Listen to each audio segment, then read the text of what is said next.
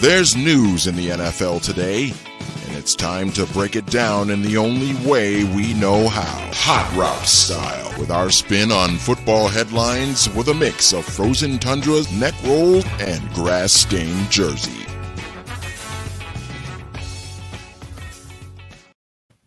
Hello and welcome back to Hot Routes. I'm your host, as always, Paul Hodowanic, and today we have Chad Graff from The Athletic on. Chad, how are we doing? Doing great. What an honor to be making my Hot Routes debut. Been looking forward to this. Hopefully I've brought some spicy takes. So looking forward to this.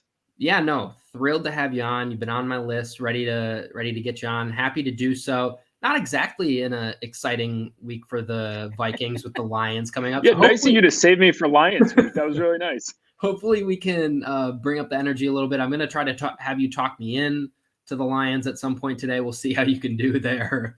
But if you haven't checked out Chad's work at The Athletic, please go do so. I think I subscribed like day 2 after John Krasinski helped launch it with him and Russo. So I've been from there when they just were covering a few things now to they're all scaled up. So if you aren't paying attention to everything Chad, Narif, and John are doing, make sure to go do that. And with that, let's jump right in. I know you're at TCO. You just heard from Justin Jefferson. He was on the podium, and I wanted to chat, kind of go back a little bit to last week because he was visibly upset several times during that game. And obviously he talked to Mike Zimmer, or we assume some conversation went on with Zimmer and Jefferson to get him the ball a little bit more. And I'm just wondering, like, do you see this as something or nothing, Justin Jefferson's frustration from last week? Right now, I see it as nothing. And I think anything that he does is going to be a little bit scarring or perhaps bring up bad memories as we think back to the last star wide receiver who was here and putting up similar numbers and obviously forced his way out, which led to Justin Jefferson. So I think it's something to monitor. I think if the next 6 weeks, if the next 6 games don't go well, if he's not getting the kind of targets he wants, if the Vikings don't make the playoffs, then it could turn into something. But for now, I really don't think it's a big deal. He's the NFC Offensive Player of the Month for November. He did talk today. Actually, your colleague / boss, Matthew Collar, asked him a bit about what it's like to, log on to social media, Instagram, Twitter, whatever, and see people being like, look at how mad Justin Jefferson was. This is a big deal. Can you believe it? And Jefferson was great about talking about that, talking about the emotions that he plays with through the course of the game, but emphasizing that really kind of ends there. So it was interesting to hear from him. And after hearing from him, and considering the fact that he was the freaking player of the month, I'm going to, for now, say it's a nothing burger. Yeah, that's kind of where I'm at. I think the only reason why it was like a little bit startling to me is if it had happened like 2 weeks ago, I think I would have understood a little bit more when he was not getting the ball at all. I think it was just jarring, I think, for it to come up then after 2 really, really good weeks for him where he is getting the ball. They seem to have much more of a priority of getting him the ball. And then it's like the frustration. I think everyone would have felt it was warranted a couple weeks ago. But yeah, I think right now it's something to monitor and just, I think the alarms are always going to go up with the way the Diggs situation went and how everything kind of transpired there. And I think that has been one of the main motivators of some angst from Vikings fans this season with him not getting the ball. Is he going to get upset? Are we going to lose that blue chip talent again? Is something like that going to happen? But I mean, right now it doesn't seem like that's really in play. But I wanted to make sure, at least test the waters, make sure we kind of got a baseline for where we're at. Hopefully calm some feelings of panic if they were worried about Justin Jefferson. Let's move on to question 2, which is now the talk me into the Lions portion of the show. They are not doing good. I was looking for any advanced analytic to help me make an argument for the Lions. They're just not really there, Chad. And so you're going to get the tough task of trying to talk me into this being a worrisome game for the Vikings. So let it rip. What do you got? What an honor to get to talk you into Dan Campbell and Jared Goff and an 0-10-1 team. Yeah. However, let's first start by looking in the mirror. The Vikings just do not blow teams out. I think that's the reason why they could be a tough matchup in the playoffs. If you're the Cardinals, if you're the Packers, I don't think you want to see the Vikings because they've proven that they'll play with you, they'll make a game of it, and it's going to come down to a few plays in the fourth quarter, and you might lose in the wild card round when you had your sights set on a Super Bowl. Conversely, that also means that they're giving up touchdowns to these very same Detroit Lions at home with less than a minute left, almost losing that game. They'll play tight against anybody, good team or bad team. So I think, if you're looking at reasons for a potential upset, it's got to start with the fact that the Vikings can lose to anybody just like they can beat anybody. Now, let's look at the Lions, and for a moment, I'm going to put on the back burner that they have the worst pass defense in the NFL, according to expected points added. And let's just start with this. Their run defense isn't atrocious, which I think is a nice compliment that you can say about anything about the Lions. Not atrocious is the banner that we'll put on that. Yeah. The Vikings are a team that is and has been committed to the run. It's a team that has had a run game that is simply not working. They're now going to be playing without Dalvin Cook. If they decide to just try to hammer the game with Alexander Mattison, Kene Nwangwu, whomever, based on their track record, based on the fact that the Lions are not atrocious against the run, that is a bad recipe for what the offense could look like or could do against the Lions. Couple that with the fact that the Vikings defense has not been great as of late. I think that there's a chance, I won't say a great chance, but there's a chance that this could be a low-scoring game where the Vikings, maybe have the ball a lot, but a lot of those just, those drives turn into field goals, and suddenly it's the fourth quarter and they're up 17-14 or something, trying to get a stop at the end. So, I think that the important thing for the Vikings is don't just shut your eyes and try to run outside zone with Alexander Mattison 25 times this game. There's a recipe to beat the Lions. There are, in fact, a lot of recipes to beat the Lions. But one of them is not running Alexander Mattison 25 times. Yeah, I think I agree. I think you could make the argument, okay, they're coming off a Thanksgiving Day game. They have a few more days of rest, if that really means anything.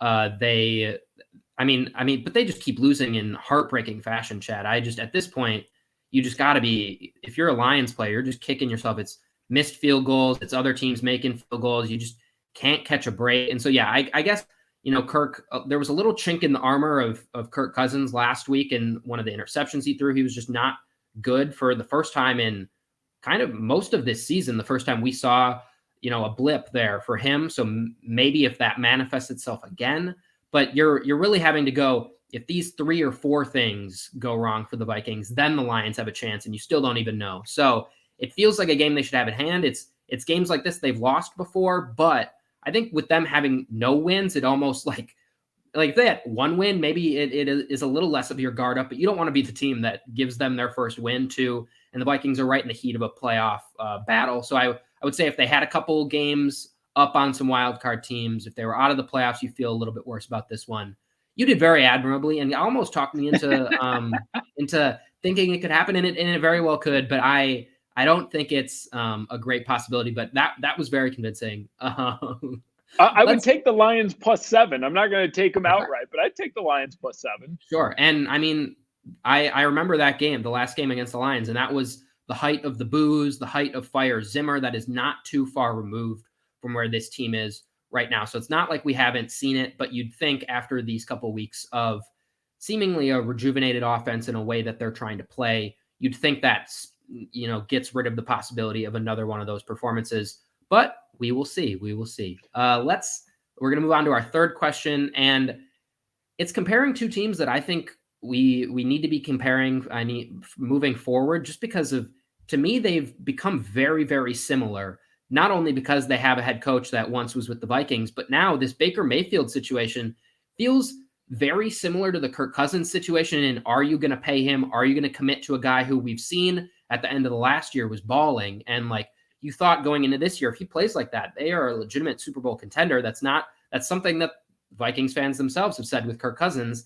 And ultimately it hasn't gone that way through the first 11 weeks. So it's a really interesting question. And I want to know, if you were just plopping down right now as the head coach of either team, you're going to take all the contracts, you're going to take where they are in this season right now and just for your viability moving forward, which team would you want to be the head coach for moving forward? This is an interesting one, and one I think you go back and forth on. As you mentioned, the quarterback spot is, that's where you're either going to keep your job as a head coach or not based off how that goes. And the Vikings are in a spot where Kirk Cousins is going to have more than a $40 million cap hit next year. Whereas your alternative, Baker Mayfield, you don't know if you want to re-sign him, if you want to start over. So I think, God, I can go back and forth on this, but I think I'm going to go with the Vikings, in part because quarterback is such a crapshoot in the draft wherever. You're not going to win without one. I don't think that the Browns have one right now, or at least not that they feel super comfortable with. And if you're restarting like that, that's a nerve-wracking proposition. You enter the draft, they're going to have, I don't know, like a 15, 16, 17th pick. The track record there is not great. Mac Jones notwithstanding. So I'm probably going to take the Vikings. I like their skill position just a little bit better. I like some of their young players just a little bit more. I think that you can build around Brian O'Neill, Justin Jefferson. We'll see what happens with Danielle Hunter. It's a really tough call. I could go back and forth on this one, but I think I'm going to go a slight advantage to the Vikings. Yeah, it's why I wanted to ask it, because I think in the offseason, I think you would have unequivocally taken the Browns with where they were at and how they ended the year. And it just shows you how much, half a season, 11 games can change. I mean, the perception of Baker Mayfield has tanked, and maybe you're kind of buying them at their low end currently with Baker still hurt. We don't know how much that is affecting his performance one way or the other. But yeah, I am also going to take the Vikings, surprisingly, because I have been a big proponent of, you just want the flexibility moving forward. And Cousins' contract, we talk about it every week, it seems like, but it's the elephant in the room. You just can't do as much with it, and you feel like you need to continually extend him. And so in a lot of cases, I would take the flexibility, but what comes out and kind of takes it over the edge for me with the Vikings is just, Justin Jefferson has to be one of the main proponents of that. It's just the skill players are better. I think, again, if you would have done this in the offseason, maybe you feel a little bit more confident about Odell Beckham. He's at least on the team. You're feeling like maybe you can rejuvenate that. That obviously hasn't happened. Jarvis Landry hasn't been that great. And yeah, I think you like where the Vikings are. I think you'd take the Cleveland defense over the Vikings defense at this present moment, and Myles Garrett. But Danielle Hunter and Myles Garrett aren't far off. So yeah, I also give the slight edge to the Vikings, which surprised me when I went through this exercise, because I thought I was going to pick the Browns, and after doing a little bit more, it wasn't so. Speaking of head coaches, I have really, really, really enjoyed the college football coach carousel the past week, watching Lincoln Riley go to USC and Oklahoma, fans just getting crazy up in arms about someone leaving them as if they didn't just leave the Big 12 in the middle of the night, or Brian Kelly leaving and the reaction to his 11-minute or his 2-minute speech, whatever it was, saying goodbye to the players. So I wanted to think, just if we brought that to the NFL, just that the scenarios where coaches are just leaving really good programs to go somewhere else. People are just leaving their contracts just in the middle of the day, at all times, really. And we just don't see that in the NFL. Coaches don't leave their teams to go to another team ever. And unless they're traded in very, very rare scenarios. So for you, if we were playing God a little bit here and we were moving coaches around, we were bringing the college football carousel to the NFL, what coach would you want to see move to a different team? What went through your head there? I love this question, and I love the college football coaching carousel, and I love how crazy the last week has been. My first thought was to find kind of funny fits, like Brian Kelly going to LSU feels like such an unnatural fit to me that I love it. It just fascinates me. So before I give you my real answer, that is both a funny fit stylistically, but also one that I think just flat out could work. I'll give you my two runner-ups. The first is that stylistically, I would love to see Bill Belichick in Jacksonville. Take the greatest coach of his entire generation and then ship him off to a part of Florida where nobody's going to the games, nobody cares about the team. And he's working with Trevor Lawrence. That would just be interesting, funny. Suddenly do the Jags ratings go through the roof? I don't know.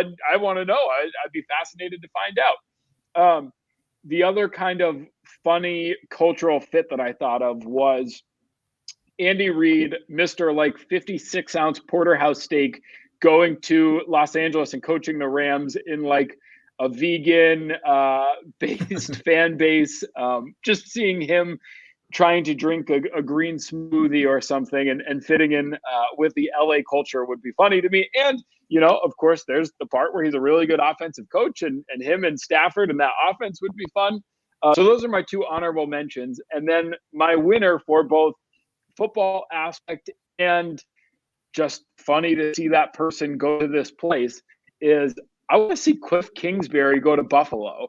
I want to see the guy living it up in Scottsdale in like a $10 million home with his feet up in an ultra modern house shipped off to upstate New York, where, oh, by the way, this coach, Cliff Kingsbury, who A, seems like he knows what he's talking about, but B, would suddenly have Josh Allen and an offense that is a little bit struggling right now. And it'd be fun to see him revive that.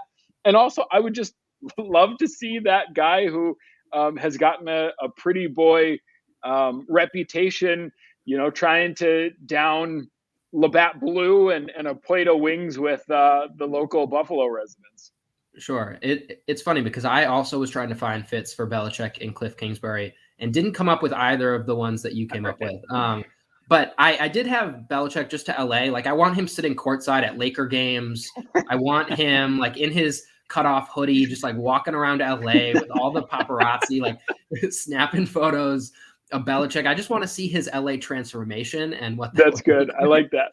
He's posting on his Instagram story, LeBron James while he's courtside. Yeah. They're drinking wine like after the games. I just need that Hollywood turn for Belichick. And then I was trying to send Cliff to some like cold city or maybe up to like Seattle, like where it's just rain is constantly pelting him in the face. And he's like just having to deal with just something completely out of his element. My more serious one is actually, it comes from me listening to the Ringer NFL show, and they were talking about, would you take Sean McVay or Matt LaFleur right now, just based off that, or coming off that last game, and McVay seemingly a little bit struggling with Stafford and his in-game management not going well, and then to LaFleur, who I think is like 34-11 in his career, or 38-11 or something already. Like, he's just putting up great numbers. And so for me, that got just me thinking about LaFleur and how much I am trying to put the credit towards him or towards Aaron Rodgers. So I would just love to see him with any team with a mediocre quarterback, to just see